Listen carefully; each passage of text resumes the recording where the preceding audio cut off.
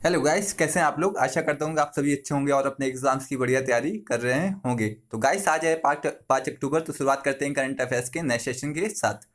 तो गाइस अभी तक जिन्होंने हमारे चैनल को सब्सक्राइब नहीं किया है, शेयर नहीं किया है, लाइक नहीं किया है, तो प्लीज़ हमारे चैनल को सब्सक्राइब करिए, शेयर करिए और लाइक करिए और बेल आइकन पे जरूर प्रेस कर दीजिए, जिससे आने वाली वीडियोज़ के नोटिफिकेशन आप सभी को मिल सके। तो गाइस आज है 5 अक्टूबर। तो शुरुआत करते हैं करंट अफेयर्स के नए सेशन के साथ।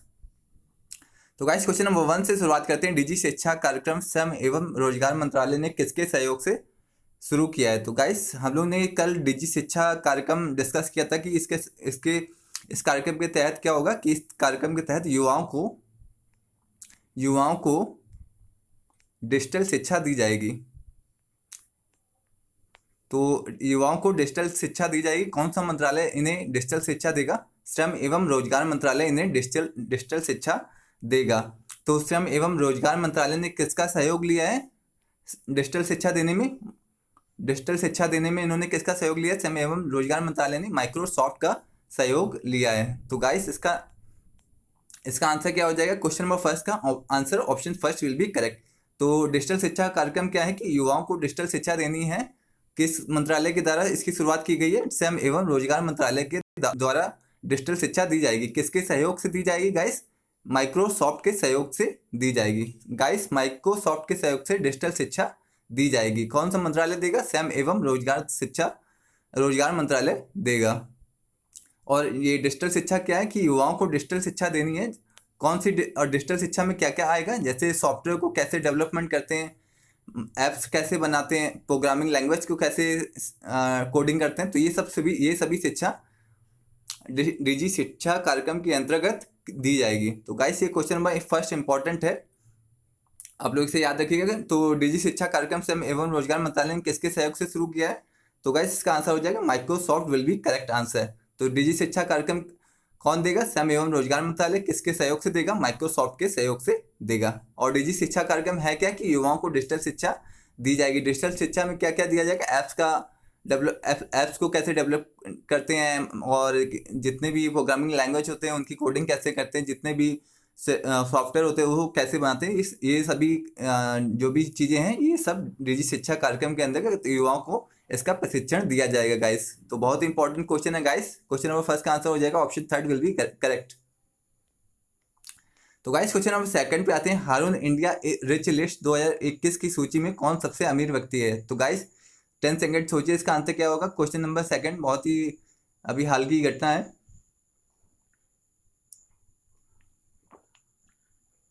तो गाइस क्वेश्चन नंबर सेकंड का आंसर हो जाएगा option second will be correct. Question number second का option second will be correct. तो मैं हाल में हारून इंडिया रिच लिस्ट 2021 की सूची जारी हुई है। इसमें कौन से शामिल होते हैं? देश के सबसे अमीर व्यक्ति इस सूची में शामिल होते हैं। तो देश के सबसे अमीर व्यक्ति इस सूची में शामिल होते हैं गाइस। तो इस सूची में कौन सबसे शीर्ष पे है? पहला नंबर है मुकेश अंबानी, दूसरे नंबर पे है अडानी, आपने नाम सुना होगा गौतम अडानी, और तीसरे नंबर पे है शिव नाडर। तो गाइस पहले पे है मुकेश अंबानी, सेकंड पे है अडानी गौतम अडानी, तीसरे पे है शिव नाडर। तो गाइस क्वेश्चन नंबर सेकंड का आंसर हो जाएगा option second will be correct. Option second will be correct. Mukesh Ambani पहले पे है, सेकंड पे है गौतम अडानी, थर्ड पे है शिव नाडर। तो गाइस मुकेश अंबानी 10 वर्षों से शीर्ष पर बने हुए हैं। तो ये मुकेश अंबानी किसी को मौका नहीं दे रहे हैं कि कोई हमसे आगे निकले। तो ये 10 वर्षों से शीर्ष पर बने हुए हैं। तो गाइस देश के सबसे अमीर व्यक्ति कौन है? मुकेश अंबानी। तो इसका आंसर क्या हो जाएगा? क्वेश्चन नंबर सेकंड को option second will be correct. तो गाइस क्वेश्चन नंबर थर्ड पे आते हैं।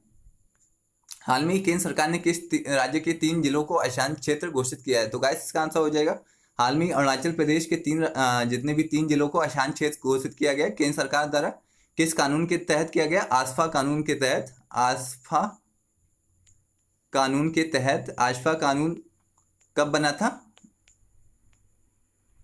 आसफा कानून कब बना था? 1958 में बना था। तो इस कानून के तहत अरुणाचल प्रदेश के 3 जिलों को अशांत क्षेत्र घोषित किया गया। अशांत क्षेत्र घोषित करने का मतलब ये है कि वहाँ पे जाति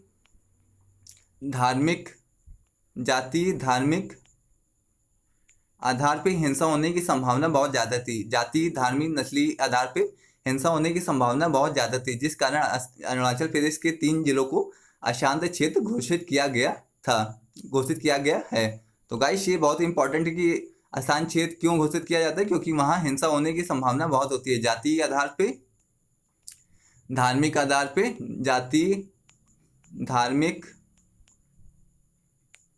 नस्ली आधार पे हिंसा होने की संभावना बहुत अधिक होती है, इसलिए इस क्षेत्र को अशांत क्षेत्र घोषित किया गया है। किस कानून के तहत किया गया है? आस्फा कानून 1958 के तहत किया गया है गाइस। तो ये भी इंपॉर्टेंट है, किस कानून के तहत किया गया? आस्फा कानून 1958 के तहत इस क्षेत्र को जो अरुणाचल प्रदेश के 3 जिलों को अशांत क्षेत्र घोषित किया गया है। तो गाइस अशांत क्षेत्र घोषित होने का मतलब क्या है कि उस क्षेत्र में अब केंद्रीय सेना तैनात की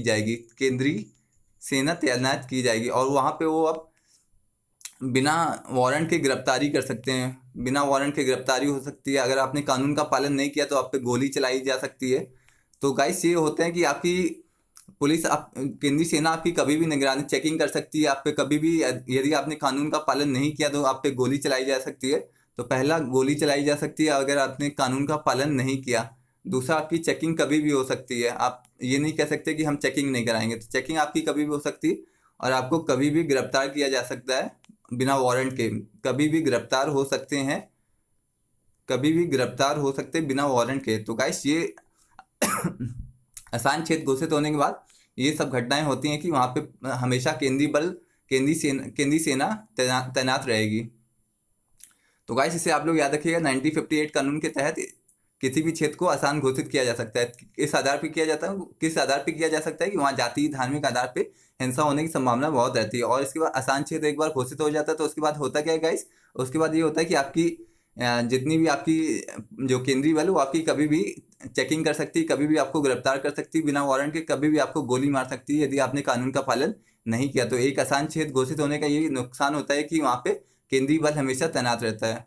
तो ऐसा ही जम्मू कश्मीर में भी ऐसा ही है कि वहाँ हमेशा केंद्रीय बल तैनात रहता है। तो गाइस क्वेश्चन नंबर 3 का आंसर हो जाएगा option second will be correct.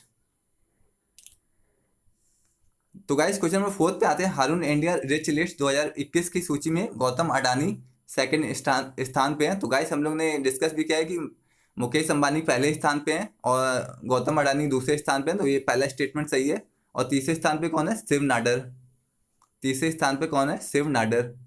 तो गाइस 4th का सेकंड स्टेटमेंट पढ़ते हैं। मुकेश अंबानी लगातार 10वें वर्ष शीर्ष पे हैं। तो गाइस ये भी सही है, पहला भी सही है, सेकंड भी सही है। तो इसका आंसर हो जाएगा option third will be correct, दोनों सही हैं। तो गाइस क्वेश्चन नंबर 5 पे आते हैं। हाल में ही दुनिया का सबसे बड़ा खादी राष्ट्रीय ध्वज कहाँ फहराया गया? गाइस मोस्ट इंपॉर्टेंट क्वेश्चन है, आप लोग इसे प्लीज याद रखिएगा। तो गाइस 10 सेकंड सोचिए इसका आंसर क्या हो सकता है क्वेश्चन नंबर 5 का।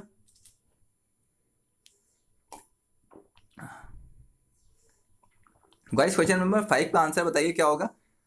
कमेंट बॉक्स में कमेंट जरूर किया करिए, जिससे हम लोग को पता चल सके कि आप लोग हम लोग से कनेक्टेड है कि नहीं। तो गाइस क्वेश्चन नंबर 5 का आंसर कमेंट बॉक्स में कमेंट करिएगा प्लीज। तो क्वेश्चन नंबर 5 का आंसर हो जाएगा, हम लोग यहाँ बता देते हैं कि क्वेश्चन नंबर 5 का आंसर हो जाएगा option first will be correct. Leh में दुनिया का सबसे बड़ा खादी राष्ट्रीय ध्वज फहराया गया। तो लेह के बारे में थोड़ा जान लेते हैं। लेह क्या है? लेह लद्दाख की कैपिटल है। लेह लद्दाख की कैपिटल है गाइस। तो लेह लद्दाख की राजधानी है। और लेह केंद्र शासित प्रदेश है, जिसके मुखिया कौन है? आर के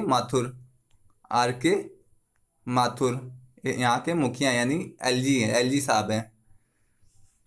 तो गाइस लेह लद्दाख की राजधानी और लेह में दुनिया का सबसे बड़ा राष्ट्रीय ध्वज फहराया गया है। तो लेह कैपिटल किसकी है? लद्दाख की। और यहाँ के मुखिया कौन है? लद्दाख के मुखिया कौन है? आर के माथुर एलजी है यहाँ के। तो गाइस इसे भी आप लोग याद रखिएगा, लद्दाख की कैपिटल है और आर के माथुर यहाँ के मुखिया हैं, एलजी है मतलब लद्दाख के। तो गाइस क्वेश्चन नंबर 5 का आंसर हो जाएगा option first will be correct. तो गाइस क्वेश्चन नंबर 6 पे आते हैं। किलाउ ज्वालामुखी कहाँ पे स्थित है? किलाउ ज्वालामुखी कहाँ स्थित है? तो गाइस 10 सेकंड सोचिए इसका आंसर क्या होगा। आप लोग जरा कमेंट बॉक्स में कमेंट किया करिए प्लीज। तो गाइस 10 सेकेंड इसका सोचिए आंसर क्या होगा। क्लाउ ज्वालामुखी कहाँ स्थित है? तो गाइस क्लाउ ज्वालामुखी अमेरिका में स्थित है, अमेरिका के हवाई द्वीप में, अमेरिका के हवाई द्वीप में स्थित है, हवाई द्वीप में स्थित है गाइस। तो हाल में क्लाउ ज्वालामुखी में विस्फोट हुआ है गाइस, तो जिस कारण ये क्लाउ ज्वालामुखी चर्चा में है। हाल में इसमें विस्फोट हुआ है और जिस कारण ये क्लाउ ज्वालामुखी चर्चा में है। और ये कहाँ पे? अमेरिका के हवाई द्वीप में है। और क्लाउ ज्वालामुखी एक सक्रिय ज्वालामुखी है। तो गाइस क्लाउ ज्वालामुखी एक सक्रिय ज्वालामुखी है, सक्रिय ज्वालामुखी है क्लाउ ज्वालामुखी। तो गाइस इसे भी याद रखिएगा, बहुत ही सक्रिय ज्वालामुखी है, बहुत ही अधिक विस्फोट होता है इस ज्वालामुखी में। तो ये कहाँ पे स्थित है गाइस? ये अमेरिका में स्थित है। तो क्वेश्चन नंबर 6 का आंसर हो जाएगा option first will be correct. तो गाइस क्वेश्चन नंबर 7 पे आते हैं। क्लाउ ज्वालामुखी अमेरिका के हवाई द्वीप में स्थित है। गाइस बिल्कुल सही, हम लोगों ने ऊपर डिस्कस भी किया है कि अमेरिका के हवाई द्वीप में स्थित है, हवाई द्वीप में क्लाउ ज्वालामुखी स्थित है, अमेरिका के कहाँ? हवाई द्वीप में। और क्लाउ ज्वालामुखी एक सक्रिय ज्वालामुखी है। तो गाइस बहुत ही सक्रिय ज्वालामुखी है, इसमें तेज विस्फोट होता है, सक्रिय ज्वालामुखी है। सक्रिय ज्वालामुखी का मतलब है कि इसमें निरंतर विस्फोट होता रहता है। 3 प्रकार के ज्वालामुखी होते हैं, सक्रिय, सुषुप्त और निष्क्रिय। तो ये सक्रिय ज्वालामुखी है, इसमें निरंतर विस्फोट होता रहता है। सक्रिय ज्वालामुखी है, सक्रिय ज्वालामुखी, और उसमें नियंत्रण विस्फोट होता है। और ये कहाँ पे? अमेरिका के हवाई द्वीप में स्थित है। तो गाइस पहला स्टेटमेंट भी सही हो जाएगा, सेकंड स्टेटमेंट भी सही हो जाएगा। तो इसका आंसर हो जाएगा option third will be correct. Guys इसे ये याद रखिएगा कि ये सक्रिय ज्वालामुखी, आपसे ये भी पूछा जा सकता है कि क्लाउ ज्वालामुखी कैसा ज्वालामुखी है? ये सक्रिय ज्वालामुखी है गाइस। तो गाइस क्वेश्चन नंबर 8 पे आते हैं। हाल में किस संस्था ने चेन्नई को विश्व स्तरीय शहर में बदलने के लिए $150 मिलियन की सहायता की है?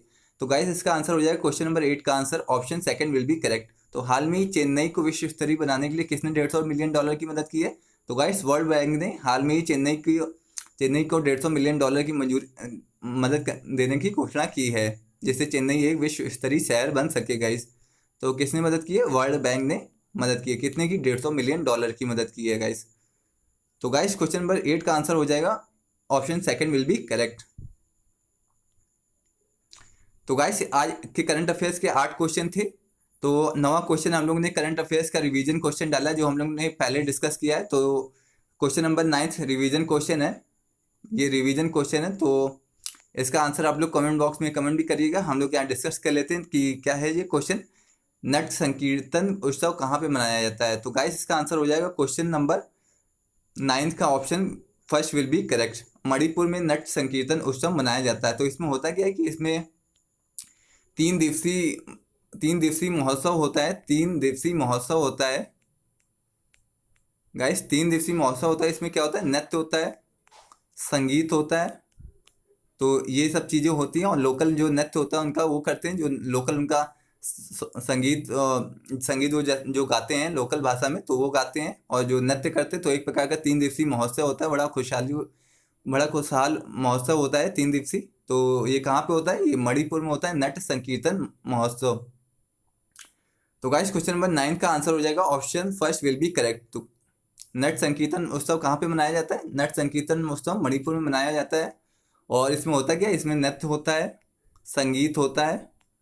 तो ये सब चीज़ें इस मौसम में होती हैं, संगीत होता है, नृत्य होता है। तो ये सब चीज़ें इस मौसम में, नट संकीर्तन मौसम में, ये सब लोग वहाँ के जो मणिपुर के लोग ये सब नाचते हैं और गाते हैं। तो बहुत ही इस जो भी उत्सव होता है बड़ा खुशहाली भरा महोत्सव होता है गाइस। तो गाइस क्वेश्चन नंबर 9 का आंसर हो जाएगा option first will be correct. Manipur में नट संकीर्तन उत्सव मनाया जाता है। तो गाइस अभी तक जिन्होंने हम लोग के चैनल को सब्सक्राइब नहीं किया है, प्लीज़ सब्सक्राइब करिए, शेयर करिए और लाइक करिए। ज़्यादा से ज़्यादा लोग तक इसे शेयर करिए, जिससे जितने भी ये हम लोग क्वालिटी वाले वीडियो हैं ये सब तक पहुंच सके गाइस। तो हम लोग के चैनल को सपोर्ट करिए गाइस, प्लीज़ सब्सक्राइब करिए, शेयर करिए, लाइक करिए और बेल आइकन को जरूर प्रेस कर दीजिए, जिससे आने वाली वीडियोस सभी तक जिससे आने वाली वीडियोस का नोटिफिकेशन सभी तक पहुंच सके गाइस। तो गाइस क्वेश्चन नंबर 7 इंपॉर्टेंट है, 7th इंपॉर्टेंट है।